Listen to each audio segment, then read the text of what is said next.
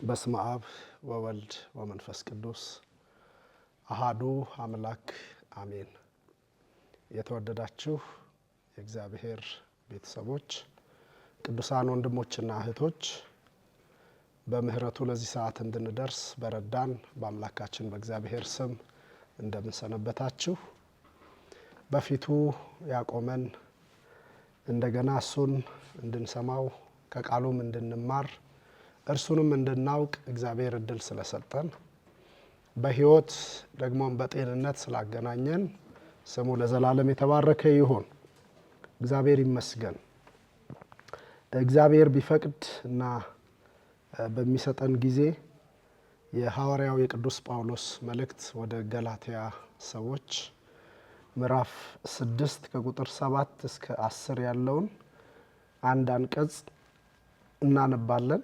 በዚህ አንቀጽ ወይም በእነዚህ 4 ቁጥሮች ውስጥ እግዚአብሔር የሚያስተምረንን ከእግዚአብሔር የሆነውን እንሰማለን። ሰው ሁሉ በእግዚአብሔር ፊት በታማኝነት ቢኖር ከሰው ሳይሆን እግዚአብሔር ሆይ አንተ ተናገረኝ ብሎ በፊቱ መቀመጥ ቢችል እግዚአብሔር ለሁሉ የሚያስተምር ለሁሉ የሚናገር በጽድቅ ታምነው እርሱ ዘንድ ላሉቱ በጎ ነገሩን የሚያካፍል አምላክና አባት ስለሆነ ሁላችንም በልባችን እየጸለይን የውስጥ ጆሮቻችንን እግዚአብሔር ልባችንንም ጭምር እንደ ልድያ እንዲከፍትልን በመቃተት ቃሉን እናደምጣለን። የእግዚአብሔር ጸጋ ከሁላችን ጋር ይሁን። ወደ ገላትያ ሰዎች ምዕራፍ 6 ቁጥር 7 አትሳቱ፣ እግዚአብሔር አይዘበትበትም፣ ሰው የሚዘራውን ሁሉ ያንን ደግሞ ያጭዳልና። በገዛ ሥጋው የሚዘራ ከሥጋ መበስበስን ያጭዳልና፣ በመንፈስ ግን የሚዘራው ከመንፈስ የዘላለምን ሕይወት ያጭዳል። ባንዝልም በጊዜው እናጭዳለንና መልካምን ሥራን ለመስራት አንታክት። እንግዲያስ ጊዜ ካገኘን ዘንድ ለሰው ሁሉ ይልቁንም ለሃይማኖት ቤተሰቦች መልካምን እናድርግ። ክብር ለእግዚአብሔር ይሁን። በዚህ ባነበብነው ንባብ ውስጥ መልካሙን ሥራ ለመስራት አንታክት በሚል ርዕስ ሐዋርያው ያካፈለንን ለገላትያና በአካባቢው ለነበሩ አብያተ ክርስቲያናት እየተዘዋወረ ይነበብ የነበረውን ይሄን መልእክት በጻፈበት በዚያው አቅም መንፈስ ቅዱስ አግዞን ዛሬም ቃሉን እንሰማለን። የጌታ ጸጋ ከሁላችን ጋር ይሁን። ቅድም እንዳልኩት ይሄ የገላትያ መልእክት ሐዋርያው ቅዱስ ጳውሎስ ከጻፋቸው 13 መልእክታት መካከል አንዱ እንደሆነ ይነገራል። ይሄ መልእክት ሐዋርያው ቅዱስ ጳውሎስ ባገለገለባቸው አጥቢያ ጉባኤ በተከለባቸው ቅዱሳንን በክርስቶስ ኢየሱስ እውነት ለማሳደግ ዋጋ በሚከፍልባቸው ምእመናን ወይም አጥቢያዎች አብያተ ክርስቲያናት ሁሉ እየተዘዋወረ እንዲነበብ ታስቦ የተጻፈ መልእክት እንደሆነ የመጽሐፍ ቅዱስ ሰዎች ሲነግሩን እንሰማለን። የሆነ ሆኖ ሐዋርያው ቅዱስ ጳውሎስ በወቅቱ ለነበሩት አብያተ ክርስቲያናት እየተዘዋወረ እንዲነበብ ብቻ ሳይሆን ከሚነበበው ጽሑፍ ውስጥ ከሚተላለፈው መልእክት ውስጥ ትልቁን የእግዚአብሔርን ሐሳብ እንዲረዱለት የሚፈልግ ሐዋርያ ቅዱስ ጳውሎስ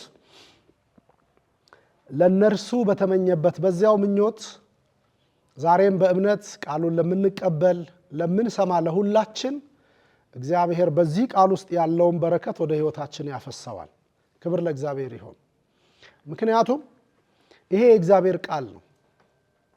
እግዚአብሔር እኛን የሚያናግርበት እግዚአብሔር ድምፁን ወደ ጆሮአችን የሚያመጣበት አንዱ መንገድ የተጻፈው ይሄ እግዚአብሔር ቃል ስለሆነ ደግሞ ከእግዚአብሔር አፍ የወጣ ይሄ መልእክት ሳይሰራ ስለማይመለስ ከሰማይ የሚወርድ ዝናብ ምድርን እንደሚያረሰርስ እንዲሁ ከእግዚአብሔር ዘንድ የወጣ ቃል ዓላማውን ሳይፈጽም ስለማይመለስ ሐዋርያው ቅዱስ ጳውሎስ የገላትያ አማኞችም ይሁኑ በአካባቢው ያሉ ቅዱሳን ይሄን መልእክት ካነበቡ ወይም ከተነበበላቸው ከሰሙ በኋላ እንዲሆኑ በእነሱ ሕይወት ውስጥ ሊያይ የሚናፍቀውን ነገር ዛሬም የዚህ ቃል ባለቤት ጌታ መንፈስ ቅዱስ በእኛ ሕይወት ውስጥ እንዲያደርገው እየጸለይን እንሰማዋለን ማለት ነው። ክብር ለእግዚአብሔር ይሁን። ሁላችሁ እንደምታውቁት ይሄ የገላትያ መልእክት መጽሐፍ ጥቅል ሐሳቡ ደህንነት ከእግዚአብሔር ነው የሚል ነው።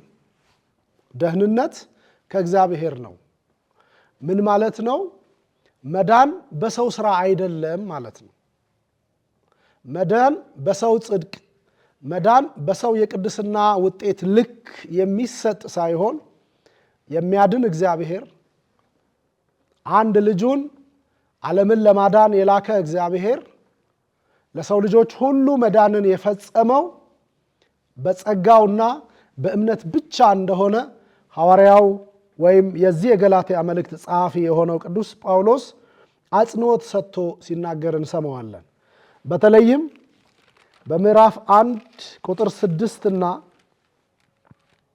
በምዕራፍ 2 ቁጥር 15 ላይ የሚናገረውን ቃል እናነባለን። አጠቃላይ ይሄን መጽሐፍ እንድንረዳው ይሄ መጽሐፍ ከይሁዲነት ወደ ክርስትናው የመጡ መዳን በጸጋ ብቻ ነው የሚለውን ትምህርት መቀበል ለከበዳቸው፣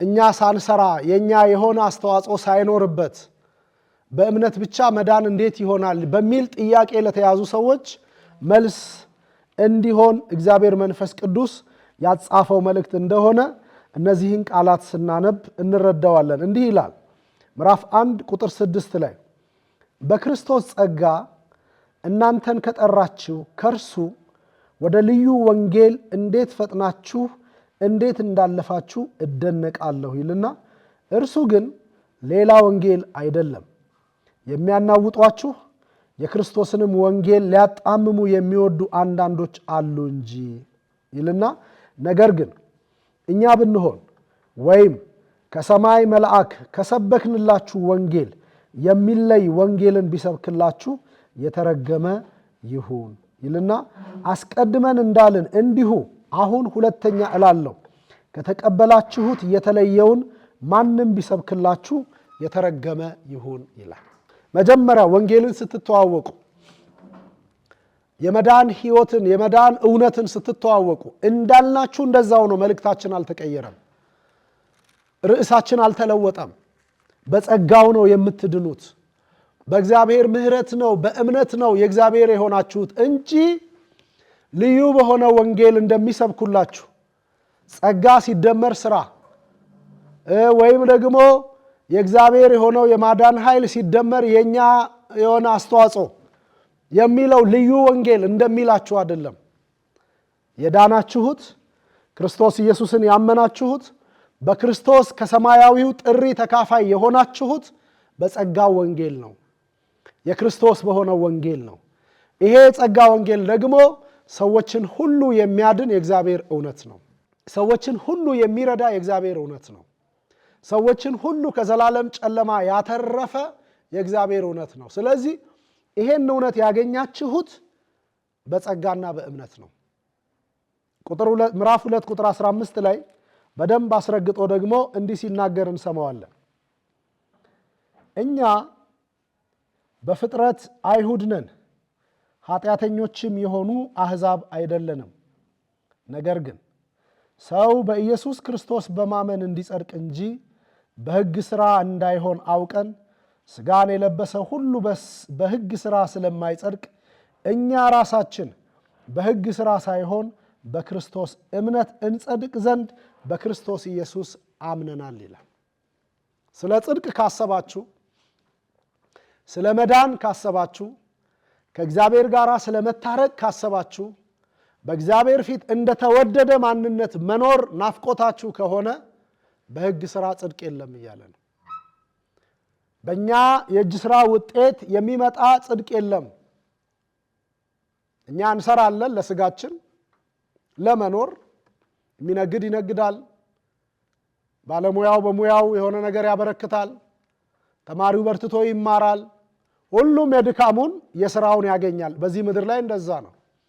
በመዳን ጉዳይ ላይ ግን ከሰው የሆነ ምንም ነገር የለም። ካለም አንድና አንድ የሆነው እምነት ብቻ ነው። በጸጋ የተሰጠውን መዳን አሜን ማለት ብቻ ነው ከሱ የሚጠበቅበት።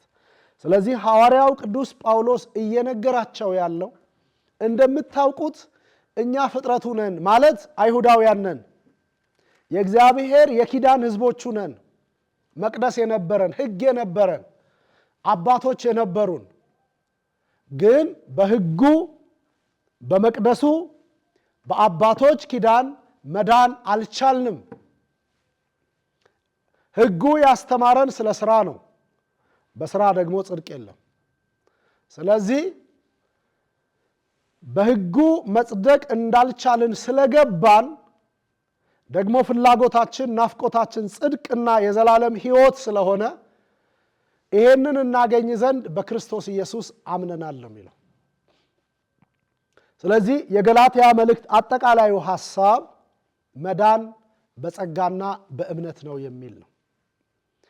ዛሬም ሰዎች ይሄን ካልሰራችሁ፣ ይሄንን ካላደረጋችሁ፣ ይሄንን ተራራ ካልወጣችሁ፣ ይሄን ቁልቁለት ካልወረዳችሁ፣ በዚህኛው ገደል ካልገባችሁ፣ በዚህኛው ውሃ ካልታጠባችሁ መዳን አትችሉም የሚል ከእግዚአብሔር ቃል በጣም በተቃራኒ የሚያገለግሉ ሰዎች እንዳሉ እናያለን። ግን እውነቱን ስንናገር የእግዚአብሔር ቃል እንደሚያስተምረን ስንናገር ሰው ለመዳን የሚያስፈልገው ጸጋ ሲደመር እምነት ብቻ ነው። ከዛ ውጭ የለም። ጳውሎስ እንዳለን ለመዳን ብለን ለመጽደቅ ብለን በክርስቶስ ኢየሱስ አምነናል። በዮሐንስ ወንጌል ምዕራፍ 3 ቁጥር 16 ላይ በእርሱ የሚያምን ሁሉ ነው የተባለው። በእርሱ የሚያምን ሁሉ የዘላለም ሕይወት እንዲኖረው እንጂ እንዳይጠፋ።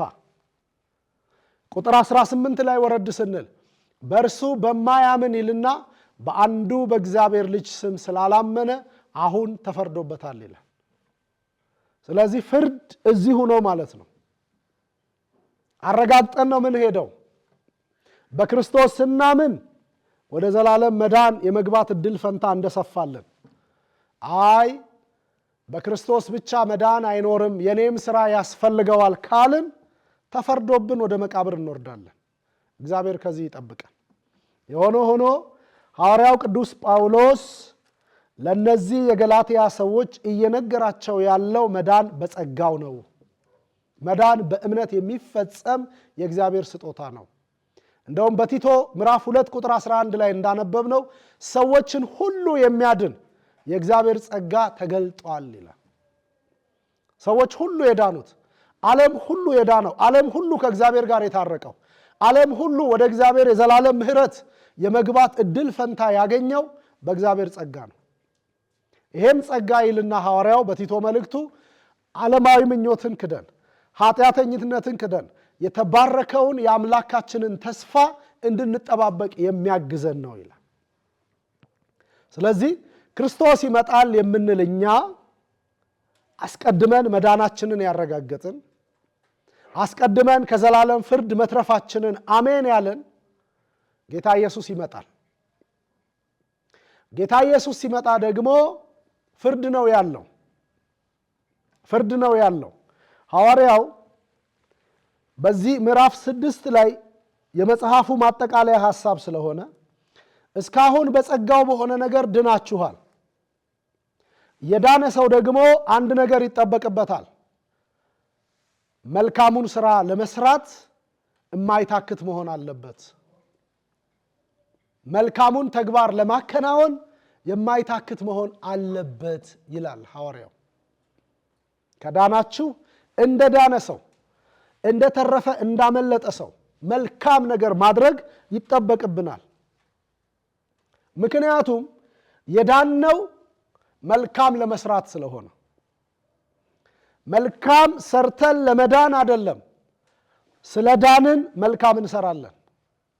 ያዳነን በቅዱስ አጠራሩም የጠራን እግዚአብሔር ነው ተብሎ እንደተጻፈ እግዚአብሔር በልጁ ያዳነን ከዳንን በኋላ ቁጭ ብለን መንግስቱን እንድንጠባበቅ አይደለም። ይመጣል ኢየሱስ እያልን ዝም ብለን እየዘመርን እንድንኖር ብቻ አይደለም፣ መልካም ለመስራት ሐዋርያው እያለን ያለው ለሰው ሁሉ የዳነ ሰው ያለ ልዩነት ያዳነውን እግዚአብሔርን ማሳየት የሚችል ሕይወት ነው ይሄ። ኢየሱስ ወይም እግዚአብሔር ለአይሁዳዊው፣ ለዚህኛው፣ ለዚያኛው ወገን ሳይል ዓለምን ሁሉ የሚያድን አንድ ልጁን ወደ ዓለም እንደላከ እንደዚሁ በክርስቶስ ኢየሱስ በማመን የዳነ ክርስቲያን ለሰው ሁሉ መልካም ነገር ያደርግ ዘንድ ግድ ይለዋል። ስለዚህ ቅዱስ ጳውሎስ እግዚአብሔር የማይዘበትበት አምላክ ስለሆነ ማለት ድኛለሁ ብለን አምልጫለሁ ብለን የዘላለም ሕይወት አግኝቻለሁ ብለን በእግዚአብሔር ዝም ብለን ስንፍና ውስጥ እንድንኖር በድካም ውስጥ እንድንኖር እግዚአብሔር አይፈቅድም። የእግዚአብሔር የማዳኑ ኃይል በእኛ ሕይወት ውስጥ ተግባራዊ የሆነው እግዚአብሔር ለሚያስፈልጋቸው ሰዎች በተግባራችንም ጭምር ሰዎችን ወደ እግዚአብሔር ፊታቸውን እንዲያዞሩ ለመርዳት ነው። ስለዚህ በዚህ የገላትያ መልእክቱ ምዕራፍ 6 ቁጥር 7 እስከ 10 ባለው ንባብ ውስጥ የዳናችሁ እናንተ በጸጋው የዳናችሁ እናንተ መልካምን ለመስራት አትታክቱ ይላል። ኢየሱስ ክርስቶስ ይመጣል፣ ለፍርድ ይገለጣል፣ በደብረ ዘይት ተራራ ላይ ክብሩን ይገልጣል፣ ኃይሉን ይገልጣል፣ ማዳኑን ይገልጣል እያልን የምንጠብቅ እኛ መልካሙን ለመስራት አንታክት ይላል። ምክንያቱም ድነናል፣ በቃ የዘላለም ሕይወት አግኝተናል። ስለዚህ እንደ ዳነ ሰው የምንሰራው መልካም ነገር ሊኖረን ይገባል እያለ ነው ሐዋርያው። በነገራችን ላይ ይሄ የእግዚአብሔር ቃል እውነት ነው። ደግሞ ይሄ የእግዚአብሔር ቃል እውነት ለክርስቲያኖች የሰጠው መመሪያ አለ። መልካሙን ለማድረግ አትታክቱ፣ ይሄ መመሪያ ነው። ግን መልካም ነገር ለማድረግ ምንጩ ምንድን ነው? ዝም ብለን አድርጉ ስለተባልን ብቻ ላናደርግ እንችላለን። እውነት ነው፣ ክርስቲያኖች ነው። ይሄ መጽሐፍ የተጻፈው ለክርስቲያኖች ነው፣ እኛንም ይመለከተናል። በዘመን ፍጻሜ በዚህ ዘመን ላለን አማኞችም ይመለከተናል። ነገር ግን መልካም ነገር አድርጉ፣ አትታክቱ፣ አትስነፉ፣ ዳተኞች አትሁኑ የሚለው እግዚአብሔራዊ መልእክት መልካም ለማድረግ ከውስጥ የሚመነጨው የስራው አቅም ምንድን ነው የሚል ጥያቄ ሊፈጠር ይገባዋል። መጽሐፍ ቅዱስ እንደሚነግረን ባልንጀራህን እንደ ራስህ ውደድ የሚል ቃል አለ። ባልንጀራህን እንደ ራስህ ውደድ። ስለዚህ መልካም የምታደርገው ለሰው ነው። ለምን? ጌታ ተመልሶ ስለሚመጣ፣ ያዳነህ ተመልሶ ስለሚመጣ፣ ከእግዚአብሔር ጋር ያስታረቀ እርሱ ክርስቶስ የእግዚአብሔር ልጅ ተመልሶ ስለሚመጣ ይመጣል። ኢየሱስ ይመጣል። ስለዚህ ይሄ የሚመጣው ጌታ ከመምጣቱ በፊት መልካም ነገር እያደረግን ልንጠብቀው ስለሚገባ፣ መልካም ነገር እያደረግን መጠበቅ ያለብን ከአንድ መንፈሳዊ ነገር የተነሳ ነው። ባልንጀራን እንደ ራስ መውደድ። ሐዋርያው ቅዱስ ጳውሎስ በዚሁ በገላትያ መልእክቱ ምዕራፍ 5 ቁጥር 14 ላይ ይሄን ቃል አስረግጦ ይነግረናል።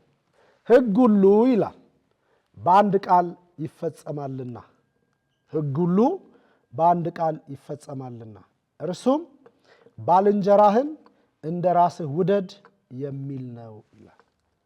ሕግ ሁሉ የሕግ ፍጻሜ የሆነው ነገር ፍቅር ነው ማለት ነው። የሕግ ማሰሪያው የሆነው ነገር እሱ ባልንጀራን መውደድ ነው ማለት ነው። ስለዚህ ለሰው ሁሉ መልካም ለማድረግ ውስጣዊ የመነሳሳት አቅም የሚሆንህ የምታደርግለትን ሰው ስለምትወደው ነው የምታደርግለት ማለት ነው። ለምንድን ነው ያንን ሰው የምትወደው? ለምንድን ነው ያለህን ነገር የምታካፍለው? ለምንድን ነው ለእርሱ መልካም ነገር ልታደርግለት የምትተጋው ለሚለው ጥያቄ መልሳችን እኛም ስለተደረገልን ነው።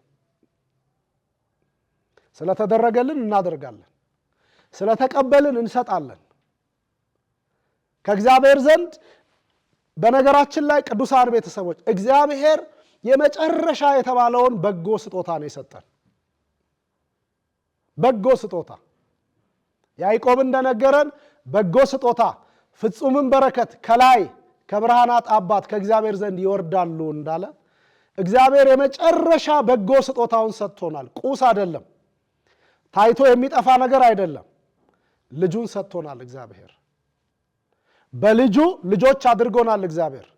ስለዚህ ልጅ ሆንን፣ የእግዚአብሔር ልጆች ተብለን የተጠራን አብ እንዴት ያለውን ፍቅር እንደሰጠን የገባን እኛ ባልንጀራችንን ለእርሱ መልካም በማድረግ የተደረገልንን መልካም ነገር እናሳያለን ማለት ነው። ስለዚህ የሕግ ሁሉ ፍጻሜው ፍቅር መሆኑን ሐዋርያው ይነግረናል። ወንድምን መውደድ፣ ባልንጀራን እንደ ራስ መቁጠር፣ ላንተ ሊደረግብህ የማትፈቅደውን ነገር እንዳለ እኛ ሁልጊዜ መልካም ነገር ማግኘት እንደምንሻ ወንድሞቻችንም መልካም ነገር ያስፈልጋቸው። እኛ ሁልጊዜ ከሰው በጎ ነገር ሊደረግልን እንደምንፈልግ እንዲሁ ከኛ በጎ ነገር መካፈል የሚፈልጉ ሰዎች አሉ። ስለዚህ ሐዋርያው እንዳለን መልካሙን ስራ ለመስራት ምን አንበል? አንታክት፣ አንድከም፣ አንሰልች። ሁልጊዜ ለምን እመጣለሁ ያለው ይመጣል። ተመልሼ እመጣለሁ፣ እኔ ወዳለሁበት ወስዳችኋለሁ ያለው ይመጣል። እሱ ሲመጣ ደግሞ በሰራናቸው መልካም እና መልካም ባልሆኑ ተግባሮቻችን ይፈረድብናል፣ በስራችን ላይ ማለት ነው። ስለዚህ ክርስቲያን እንደ ዳነ ሰው መልካም የሆነውን ነገር እያደረገ መኖር ያለበት ባልንጀራውን፣ ወንድሙን፣ አጠገቡ ያለውን የሰው ዘር እንደ ራሱ መውደድ ስላለበት ነው። ምንድነው የመልካም ነገር ጅማሬው ካልን ጌታን ማመን ነው።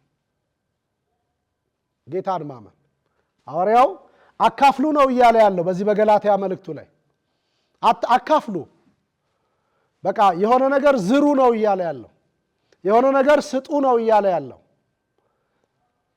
ዘሩ የሚዘራበት መንገድ ሁለት ነው፣ በስጋና በመንፈስ ነው። የሆነ ሆኖ ግን ክርስቲያን እንደ ክርስቲያንነቱ ለሰዎች ሁሉ መልካም የሆነውን ነገር ማድረግ ያለበት ጅማሬው ኢየሱስ ክርስቶስን በማመን ነው። ጌታን በማመን የሚጀመር የትኛውም መልካም ነገር ኪሳራ ስለሌለው ምክንያቱም በእምነት ለሚደረግ ነገር እግዚአብሔር ብድራት አለውና፣ እግዚአብሔርን በማመን ለሚዘራ ዘር እግዚአብሔር መልካም ፍሬን፣ የበዛ ፍሬን መስጠት ይችላልና። ስለዚህ ጌታን በማመን የሚጀምር ተግባር በሕይወታችን እንዲኖር ደግሞ ከሚመጣው ጌታ ካመነው ጌታ ጋር አብረን ለመኖር እንድንችል እሱን በማመን መልካም የሆነውን ነገር እየፈጸምን ልንኖር ይገባናል። ጌታ በማቴዎስ ወንጌል ምዕራፍ 16 ቁጥር 26 ላይ አንድ ቃል ተናገረን። ሰው አለ ዓለምን ሁሉ ቢያተርፍ ነፍሱን ግን ቢያጎድል ምን ይጠቅመዋል? ዓለምን ሁሉ ቢያተርፍ ነፍሱን ግን ቢያጎድላል። ስለዚህ ጌታ ኢየሱስ ክርስቶስን በማመን እጃችን ላይ ባለው የትኛውም የእግዚአብሔር ስጦታ መልካም ሥራ ለመስራት ልንታክት አይገባም። ሐዋርያው ቅዱስ ዮሐንስ በአንደኛ ዮሐንስ መልእክቱ ምዕራፍ 2 ቁጥር 17 ላይ ዓለሙም ምኞቱም ያልፋሉና የሚል ቃል ጽፎልናል። ዓለሙም ምኞቱም ማለት በዓለም ውስጥ ያለው ነገር በሙሉ ያልፋል። እኛ የሳሳንለት ለሰው ላለማካፈል የደበቅ ነው ባካፍል ይጎልብኛል ብለን የሳሳንለት ነገር ያልፋል። ስለዚህ ሊያልፍ በሚችል ነገር የማያልፈውን እግዚአብሔርን ለማስደሰት ክርስቲያን መልካሙን ስራ ለመስራት መታከት የለበትም። መጽሐፍ ቅዱስ በተለይም የዳዊት ልጅ ሶሎሞን በመጽሐፈ ምሳሌ ምዕራፍ 11 እንዲህ የሚል ምክር ሲመክረን እናየዋለን። ምዕራፍ 11 ቁጥር 24 ላይ ያለውን የሚበትን ሰው አለ ይልና ይጨመርለታልም፣ ያለ ቅጥ የሚነፍግ ሰውም አለ ይደኸያልም ይላል። ያለውን የሚበትን ሰው ማለት የሚያካፍል ምን ይልለታል? ይጨመርለታል። መልካም ስራ በመስራት ለሚተጋ ሰው እግዚአብሔር ይጨምራል። በነገራችን ላይ ቅዱሳን ቤተሰቦች እግዚአብሔር የማንም ባለ ዕዳ መሆን አይፈልግም። በእግዚአብሔር ስም በእርሱ ስም ላደረግናት ለእያንዳንዷ ነገር እግዚአብሔር ክፍያ አለው። የእኛ ድርሻ መልካሙን ለማድረግ መትጋት፣ በፊቱ መጽናት እንጂ ስበትን ይጎድልብኛል የሚል የእምነት ማጣት፣ የእምነት መጉደል ምልክቶች የሚታዩብን ከሆነ በእርግጥም እንደህያለን። ስለዚህ እንደ ማካፈል ደግሞ ያለንን ለድሆች እንደ ማካፈል ያለ ትልቅ ጸጋና ትልቅ በረከት የለም። ሰሎሞን የሚነግረን ነገር ይሄንን ነው። ምን ይለናል? ያለውን የሚበትን ሰው አለ ይልና ይጨመርለታል፣ ያለ ቅጥ የሚነፍግ ሰውም አለ ይደኸያልም ይላል። ስለዚህ እግዚአብሔር እንዲህ አይነት አምላክ ነው። በተነ ለምስኪኖችም ሰጠ ተብሎ እንደተጻፈ ለምስኪን በእግዚአብሔር ስም ለመስጠት ባልንጀራን እንደ ራስ በመውደድ እኛ ጋር ያለውን ትርፍ ነገር በማካፈል እንኳን ትርፍ የሆነውን ነገር አይደለም ዋናውን ነገር ከፍሎ በመስጠት ሂደት ውስጥ ኪሳራ የለም። መጽሐፍ ቅዱስ የሚነግረን እውነት ይሄንን ነው። ስለዚህ ለሚበትን ሰው ማለት መልካም ለማድረግ ለሚተጋ ሰው ይጨመርለታል፣ ይበዛለታል። እግዚአብሔርን በማመን ስለሆነ የሚያደርገው ሐዋርያው ቅዱስ ጳውሎስ በሁለተኛ ቆሮንቶስ መልእክቱ ምዕራፍ 9 ላይ እንዲህ የሚል ቃል ጽፎልን እናገኘዋለን። እርግጥ ለቤተ ክርስቲያን ስጦታ ከመስጠት ጋር ለመንፈሳዊው አገልግሎት የጀርባ አጥንት ከመሆን ጋር በተያያዘ የተጻፈ ቃል ቢሆንም ወገኖቼ በእግዚአብሔር ስም ለምናካፍለው ለየትኛውም ነገር እግዚአብሔር ዋጋ ከፋይ ነው። ስለዚህ ሐዋርያው ቅዱስ ጳውሎስ በሁለተኛ ቆሮንቶስ መልእክቱ ምዕራፍ 9 ቁጥር 6 ጀምሮ እንዲህ ይለናል። ይህንንም እላለሁ ይልና በጥቂት የሚዘራ በጥቂት ደግሞ ያጭዳል፣ በበረከትም የሚዘራ በበረከት ደግሞ ያጭዳል። እግዚአብሔር በደስታ የሚሰጠውን ይወዳልና እያንዳንዱ በልቡ እንዳሰበ ይስጥ፣ በሐዘን ወይም በግድ አይደለም ካለ በኋላ በተነ፣ ለምስኪኖች ሰጠ፣ ጽድቁ ለዘላለም ይኖራል ተብሎ እንደተጻፈ እግዚአብሔር ሁልጊዜ በነገር ሁሉ ብቃትን ሁሉ አግኝታችሁ ለበጎ ሥራ ሁሉ ትበዙ ዘንድ ጸጋን ሁሉ ሊያበዛላችሁ ይችላል ይላል። ለበጎ ሥራ ሁሉ ትበዙ ዘንድ በቃ በመልካም መዝራት፣ በብዙ መዝራት፣ በብዙ ለማጨድ ይጠቅማል። ሐዋርያው እያለን ያለው ነገር ይሄንን ነው። በጥቂት የሚዘራ በጥቂት ደግሞ ያጭዳል፣ በበረከት የሚዘራ እንዲሁ በበረከት ያጭዳል።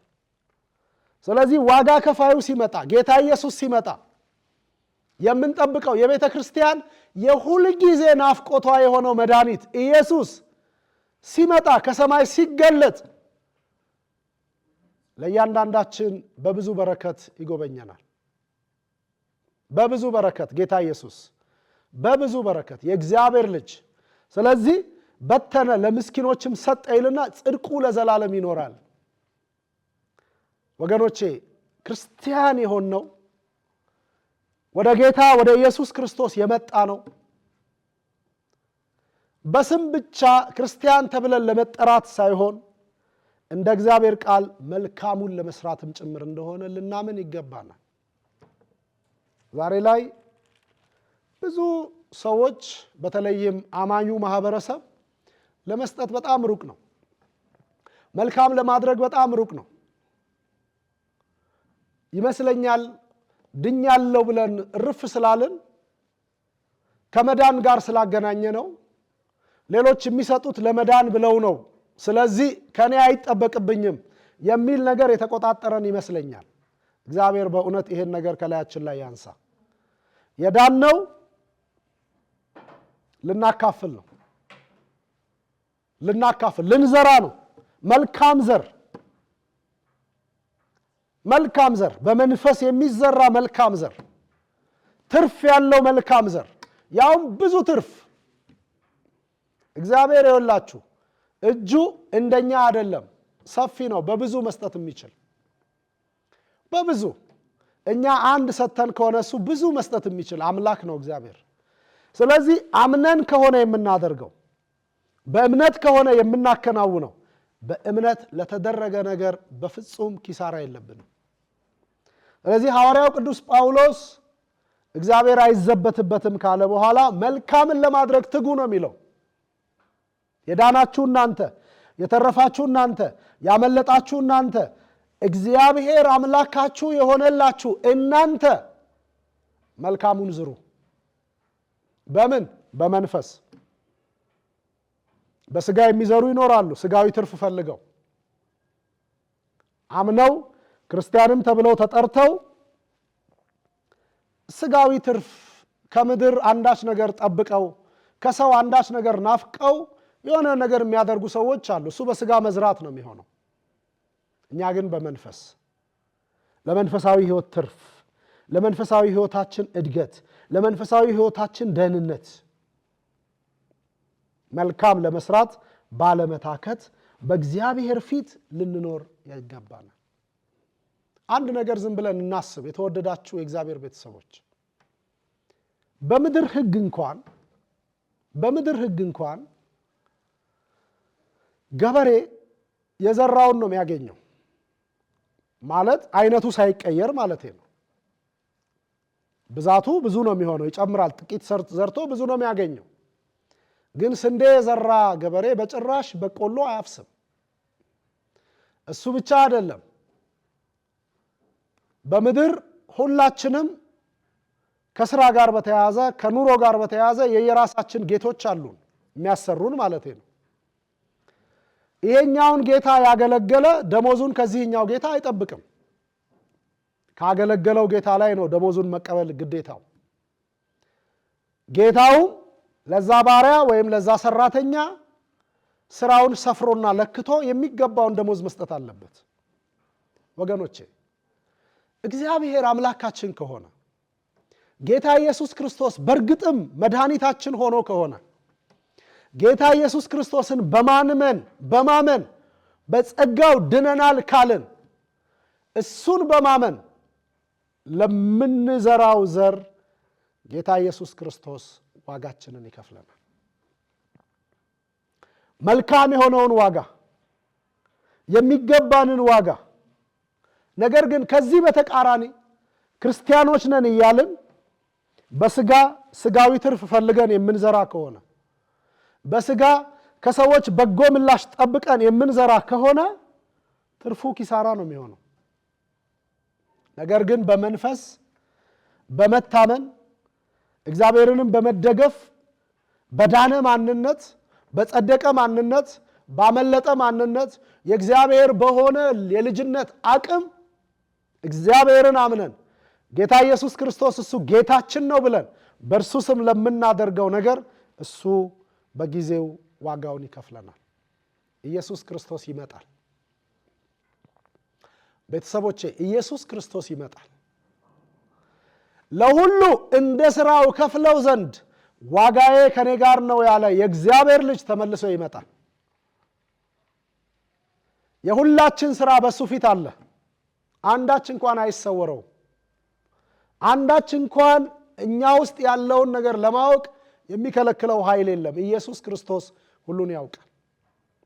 ስለዚህ ጌታ ኢየሱስ ክርስቶስ በሚገለጥበት ጊዜ የዘራነው ነገር በስጋ ከሆነ በስጋ መበስበስን፣ የዘራነው ነገር በመንፈስ ከሆነ በመንፈስ የዘላለም ክብርን እናጭንበታለን። እንደዛ ነው የሚሆነው።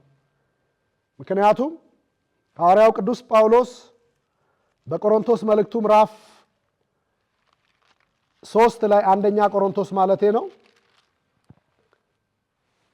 አንደኛ ቆሮንቶስ ምዕራፍ 3 ቁጥር 14 ላይ ማንም በእርሱ ላይ ይላል በመሰረቱ ላይ ማለት ነው። በኢየሱስ ክርስቶስ በማመን ላይ ኢየሱስ ክርስቶስ የሕያው እግዚአብሔር ልጅ ነው፣ እሱ መሰረት ነው ብሎ አምኖ በእርሱ ላይ ማንም በእርሱ ላይ ያነጸው ስራ ቢጸናለት ደሞዙን ይቀበላል። የማንም ስራ የተቃጠለበት ቢሆን ይጎዳበታል ይላል።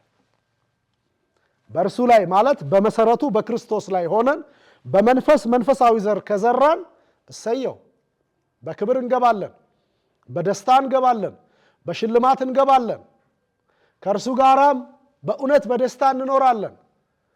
ነገር ግን በስጋ ከሆነ የሰራ ነው መበስበስን ነው የምናጭደው። ስጋችን ይቃጠላል፣ ማንነት ስራችን ይቃጠልብናል፣ ክብራችንን እናጣለን፣ አክሊላችንን ሽልማታችንን እናጣለን።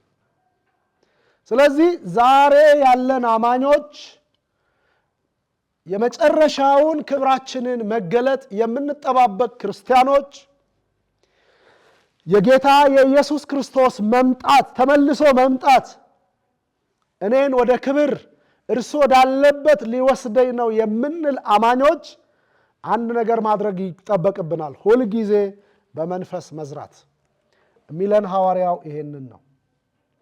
ሰው ይላል ቁጥር 7 ላይ ሐዋርያው የሚዘራውን ሁሉ ያንኑ ደግሞ ያጭዳልና፣ በገዛ ስጋው የሚዘራ ከስጋ መበስበስን ያጭዳልና፣ በመንፈስ ግን የሚዘራው ከመንፈስ የዘላለምን ሕይወት ያጭዳል። በመንፈሳዊ አቋም በውስጥ ማንነት እግዚአብሔርን በሚፈራ ልብ ለታይታ ሳይሆን እግዚአብሔርን ስለማክበር በምንዘራው ዘር ውስጥ እግዚአብሔር በእውነት የዘላለም ደስታን የዘላለም ክብርን ያጎናጽፈናል። ስለዚህ ሐዋርያው መልካሙን ስራ ለመስራት አንታክት ይላል። ምክንያቱም ከአማኝ ከክርስቲያን የሚጠበቀው ይሄ ስለሆነ አማኞች የተመከርነው ምክር ይሄንን ነው። በሐዋርያው ክርስቲያኖች የተመከርነው ምክር ይሄንን ነው። በዚሁ በገላትያ መልእክቱ ምዕራፍ 5 ቁጥር 16 ላይ ነገር ግን እላለሁ ይልና በመንፈስ ተመላለሱ፣ የሥጋንም ምኞት ከቶ አትፈጽሙ ነው የሚለው። ስለ መንፈስ ፍሬዎችና ስለ ሥጋ ፍሬዎች የሚዘረዝር ሐዋርያው ቅዱስ ጳውሎስ በመንፈስ ተመላለሱ፣ ምክሩ ይሄ ነው። ሁልጊዜ በመንፈስ ማለት በጸና መንፈሳዊ አቋም፣ በጸና መንፈሳዊ ሕይወት፣ በተገለጠ መንፈሳዊ ተግባር ተመላለሱ። የዚህ ምድር ኑሮ የሆነ ቀን ስለሚያበቃ፣ የዚህ ምድር ኑሮ የሆነ ቀን ማብቂያ ስለሚበጅለት፣ ስለዚህ በመንፈስ ተመላለሱ አለና የሥጋንም ምኞት ከቶ አትፈጽሙ ይላል። በቆሮንቶስ መልእክቱ ምዕራፍ 6 ላይ የሚነግረን ነገር ይሄን ነው። ሥጋ እኮ የጌታ ነው። የጌታ በሆነው ነገር እንዴት ሥጋዊ ነገር ታደርጉበታላችሁ? እናንተ የዳናችሁ ቅዱሳን፣ እናንተ ከዘላለም ፍርድ በክርስቶስ ኢየሱስ ሞት ያመለጣችሁ ቅዱሳን፣ ይሄ ሥጋችሁ እኮ የእግዚአብሔር ነው። ይሄ ሰውነታችሁ እኮ የእግዚአብሔር ቅዱስ ማደሪያ ነው። ስለዚህ በዚህ ሥጋችሁ ላይ እንዴት ያለ ሥጋዊ ነገር ታከናውናላችሁ ይላቸዋል። ስለዚህ የሐዋርያው ምክር በመንፈስ እንድንመላለስ ነው። ወደ ርዕሳችን እንምጣ። መልካምን ነገር ለማድረግ አንታክት ነው ያለው ሐዋርያው። ለማን ለሚለው ጥያቄ መልስ ይሰጠናል። መልካሙን ለመስራት አንታክት ካለ በኋላ ቁጥር 9 ላይ እንግዲያስ ጊዜ ካገኘን፣ በእውነት ጊዜ ካገኘን በጣም ደስ የሚል ቃል። እግዚአብሔር በዚህ ምድር ላይ እንድንኖር እድሜ ከጨመረልን ማለት ነው። ከኖርን ሰው ከኖረ ነው መልካሙንም መልካም ያልሆነውንም የሚያደርገው። እግዚአብሔር በምህረቱ ባለጠጋ የሆነ አምላክ ጊዜ ከሰጠን፣ ዘመን ከተጨመረልን፣ እድሜ ካገኘን እንዴት ደስ እንደሚል ወገኖቼ። ዛሬን አልፈን ነገ ስንኖር፣ ነገ ሲሰጠን የእግዚአብሔር የሆነውን እንድናደርግ፣ መንፈሳዊውን ነገር እንድናከናውንበት፣ በመንፈስ የሚዘራውን ዘር አብልጠን እንድንዘራበት፣ ምስክርነት ቢሆን፣ ማካፈል ቢሆን፣ በጽድቅ መመላለስ ቢሆን፣ በኃጢአተኛው ዓለም መካከል ነፍስን በማስጨነቅ መግባትና መውጣት ቢሆን፣ በሌባው በሰራቂው በሙሰኛው በቀጣፊው መካከል እግዚአብሔር ዕድሜ ከሰጠን ከኖርን፣ በእውነት ጌታ ካልኖረን ለሱ እንድንኖርለት ጊዜ ካገኘን ይላል ሐዋርያው፣ እግዚአብሔር የጊዜ ባለቤት እርሱ ጊዜ ከጨመረልን እንድንኖርበት በዚህ ምድር ላይ ቀን ከመረቀልን፣ እንግዲህ ጊዜ ካገኘን ዘንድ ለሰው ሁሉ ይላል፣ ለሰው ሁሉ መልካም ነገር ማድረግ ያለብን ለማን ነው ካልን ወገኖቼ፣ ዘራችንን መርጠን አይደለም፣ ወገናችንን ለይተን አይደለም፣ በቋንቋ የሚመስለንን በመልክ የሚቀራረበንን አብሮ በማደግ አብሮ በመማር የዘመድ ልጅ የሥጋ ልጅ በሚል ስሌት አይደለም ሐዋርያው እየመከረን ያለው፣ ለሰው ሁሉ። ምክንያቱም በእግዚአብሔር ዘንድ ሰው ሁሉ እኩል ስለሆነ እግዚአብሔር አንድ ልጁን የላከው ለዓለም ሁሉ ነው። ሐዋርያው ዮሐንስ እንደነገረን ዓለሙን ሁሉ እንዲያድን አንድ ልጁን ወደ ዓለም ላከው እንዳለ፣ በዚህም የእግዚአብሔርን ፍቅር አወቅን ብሎ እንደነገረን እግዚአብሔር ለሰው ሁሉ ፍቅር አለው። እግዚአብሔር በፊቱ ሰው ሁሉ እኩል ነው ወገኖች። ስለዚህ ለሰው ሁሉ አለ። ወገን ለይተ፣ ዘር ለይተ፣ ቋንቋ ለይተ፣ የሆነ ነገር ለይተ፣ የሆነ ድንበር አበጅተ በመንፈስ እዘራለሁ የምትል ከስረሃል። አሁን በጣም ብዙ ነገሮቻችን ተበላሽተዋል። በተለይም በአብያተ ክርስቲያናት መካከል ብዙ ነገሮቻችን ተበላሽተዋል ወገኖቼ። በእውነት ተግባሮቻችን ሁሉ ዘር ተኮር፣ ቋንቋ ተኮር። የሆነ ነገር ከእግዚአብሔር ስንቀበል የምንሰበስበው በእኛ ዙሪያ ያሉ ሰዎችን። እግዚአብሔር ይህን በሽታ ከቤተ ክርስቲያን ያጥፋ። ስለዚህ ጳውሎስ እየነገረን ያለው መልካም ማድረግ አለባችሁ። አዎ የክርስቲያን ግዴታው ነው። ያመነ ሰው ግዴታው ነው። የዳነ ሰው ግዴታው ነው። ግን ለማ መስፈርት ሳታወጡ፣ ድንበር ሳታበጁ፣ ቀለምና ዘር ቋንቋና ብሔር ሳትለዩ ለሰው ሁሉ ክርስቲያን ለሁሉ የሞተውን ክርስቶስን ያሳይ ዘንድ ለሁሉ እጁ ይዘረጋል። እኛ እግዚአብሔር ምሕረት ባያረግልን ኖሮ እኮ አሕዛብ ነበርን። የት እንታሰብ ነበር? ምን ነበረን በእግዚአብሔር ፊት ሊያቆም የሚችል? ከኪዳኑ ሩቅ፣ ከጸጋው ሩቅ። እግዚአብሔር ግን በምሕረቱ ባለጠጋ ስለሆነ ከወደደን ከታላቅ ፍቅሩ የተነሳ ከልጁ ጋር ሕይወት ሰጠን ተብሎ እንደተጻፈ እግዚአብሔር ለሰው ሁሉ የሚሆን ምሕረት አድርጓል። እኛም በእግዚአብሔር ምሕረት የተደረገልን ቅዱሳን አማኞች ለሰው ሁሉ ያለንን ለሰው ሁሉ ምናልባት ያለን በጣም ጥቂት ከሆነ ያለን ለብዙም ማይበቃ ከሆነ ለሃይማኖት ሰዎች እንድናደላ መጽሐፉ ይነግረናል። አንድ ከያዘን አንዱ ተበጫጭቆ ለብዙ መሆን የማይችል ከሆነ እየሞተ ያለ የሃይማኖት ወንድምህን እንድታተርፍ፣ እሱን እንድታቆምበት፣ እሱን እንድታጸናበት፣ ሕይወቱን እንድትታደግበት መልካም ለሱ እንድታደርግ መጽሐፍ ቅዱስ ያዛል። ነገር ግን መርሁ የመጽሐፍ ቅዱስ መርህ ለሰው ሁሉ መልካምን ማድረግ አትታክቱ። ይልቁንም ይልና ለሃይማኖት ሰዎች ደግሞ በደንብ እንድናደርግ እንደኛ ጌታን የሚያመልኩ እንደኛ በስሙ ለተጠሩት እንደኛ በርሱ ወይም እኛ በዳንበት መዳን ለዳኑት ለእግዚአብሔር ልጆች ለሆኑት ይልቁንም ለነርሱ አብልጠን ለነርሱ አግዝፈን ለነርሱ እንድናደርግ መጽሐፍ ቅዱስ ይነግረናል። ስለዚህ የተወደዳችሁ የእግዚአብሔር ቤተሰቦች ለማን ነው ማድረግ ያለብን ካልን የምናደርገው እንደኛ ሰዎች ለሆኑ ሁሉ። ጌታ ኢየሱስ ክርስቶስ በማቴዎስ ወንጌል ምዕራፍ 7 ቁጥር 12 ላይ አንድ ዓለም አቀፍ የሚመስል መርህ ይነግረናል። ዓለም አቀፍ የሚመስል መርህ ክርስቲያኑም ሌላውም ሊቀበለው የሚገባ የሰው ዘር ሁሉ ሊኖርበት የሚገባ እውነት ምዕራፍ 7 ቁጥር 12 ላይ ምን ይላል? ሰዎች ሊያደርጉላችሁ የምትወዱትን ሁሉ እናንተም ለሌሎች አድርጉ። ይሄ በዓለም አቀፉ ተቀባይነት ያለው ቃል፣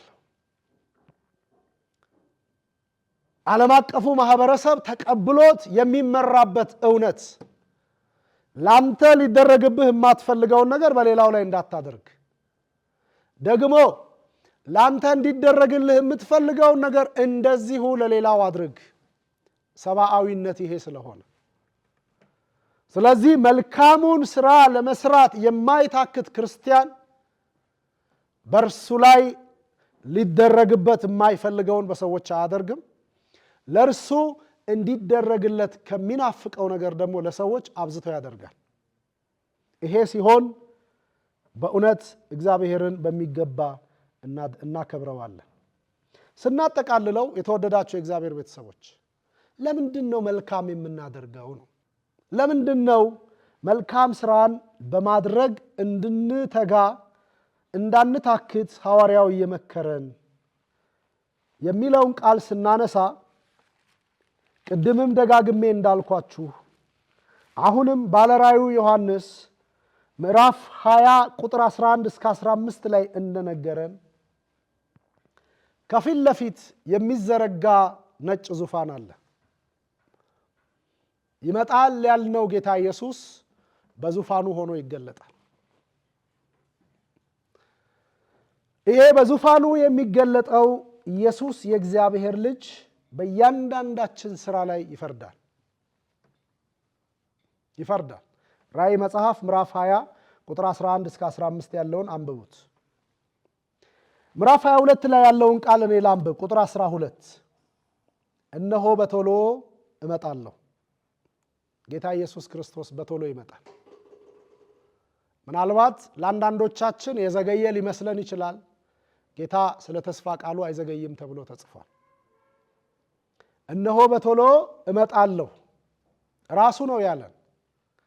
ካለ በኋላ ለእያንዳንዱም እንደ ስራው መጠን እከፍል ዘንድ ዋጋዬ ከኔ ጋር አለ። አልፋና ኦሜጋ የሆነው እርሱ ሞትን ድል አድርጎ የተነሳው የእግዚአብሔር ልጅ የናዝሬቱ ጌታ ኢየሱስ ተመልሶ ይመጣል። የምንጠብቀው የመጨረሻው ተስፋ እሱ ነው። በመምጣቱ ደግሞ ክብራችንን የሚገልጥ የእግዚአብሔር ልጅ ተመልሶ ይመጣል።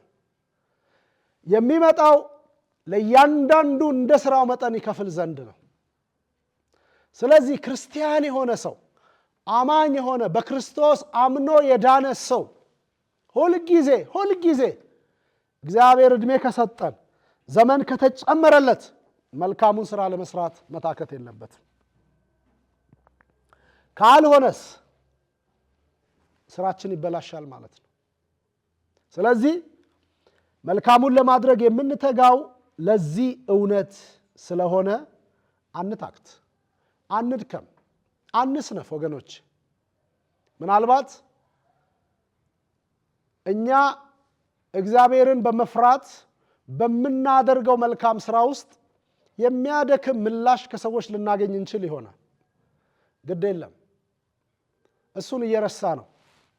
ከሰዎች የሚሰጠውን በጎ ያልሆነውን ምላሽ፣ አድካሚውን ሐሳብ ትተ ነው ኃይል የሚሰጠንን፣ ብርታት የሚጨምርልንን፣ አቅም የሚሆነንን እሱን እያሰብን ኢሳይያስ በትንቢት መጽሐፉ ምዕራፍ 40 ቁጥር 29 ላይ ለደካማ ኃይልን ይሰጣል ይልና ጉልበት ለሌለውም ብርታትን ይጨምራል ተብሎ እንደተጻፈ ኃይላችንን እንደ ንስር የሚያድስ ጌታ እግዚአብሔር ከኛ ጋር ስለሆነ አንታክት፣ አንድከም።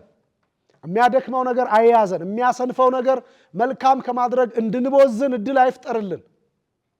ሁልጊዜ ግን እኛ እንደ አማኝ እንደ እግዚአብሔር ሰው ኃይል የሚሰጠንን፣ ጉልበት የሚጨምርልንን፣ የሚያስታጥቀንን፣ በሞገስ እንድንገባ እንድንወጣ የሚረዳንን እሱን እያሰብን መልካም የሆነውን ነገር በመስራት በፊቱ ልንኖር ያስፈልጋል። እንደዚህ ሲሆን ጌታ ኢየሱስ ክርስቶስ ሲገለጥ የምናገኘው ጸጋ እጅግ የተትረፈረፈ ነው። ሐዋርያው ቅዱስ ጴጥሮስ እንደነገረን ጌታ ኢየሱስ ክርስቶስ ሲገለጥ የምታገኙትን ጸጋ ፈጽማችሁ ተስፋ አድርጉ ይላል። ይሄን ተስፋ እያደረግን ሁልጊዜ በስራ ልንገለጥ በፊቱ ልንበረታ ያስፈልገናል። እንዳንታክት። ይሄ በጸጋው የተሰጠን የወንጌል አደራ፣ የወንጌል አገልግሎት የሚያታክቱ ነገሮች አይገጥሙትም አላለንም፣ ይገጥመዋል። ዓለም በብዙ ልታታክተን ትችላለች፣ ልታደክመን ትችላለች። ወሬው፣ የሰዎች ንግግር፣ የሚሰጠው ትርጉም የሚያደክም የሚያታክት ሊሆን ይችላል። እኛ ግን ኃይልን በሚሰጠን በክርስቶስ እየበረታን፣ ጉልበት በሚጨምርልን በጌታ እየበረታን፣ ሁልጊዜ መልካምን በመስራት እየተጋን የሚመጣውን መድኃኒት ጌታ ኢየሱስ ክርስቶስን ልንጠባበቀው ያስፈልገናል። ያን ጊዜ ብዙ ፍሬ ይጨመርልናል፣ ብዙ ምርኮ ይበዛልናል፣ ብዙ ጸጋ በሕይወታችን ይገለጣል። በእውነት እግዚአብሔር ይህንን ያድርግልን። ያስተማረን የመከረን በቃሉ እንደገና እንድንታረም ይሄን እድል የሰጠን እግዚአብሔር አባታችን ስሙ ለዘላለም የተባረከ ይሁን። በጌታ በኢየሱስ ስም ተባረኩ። አሜን።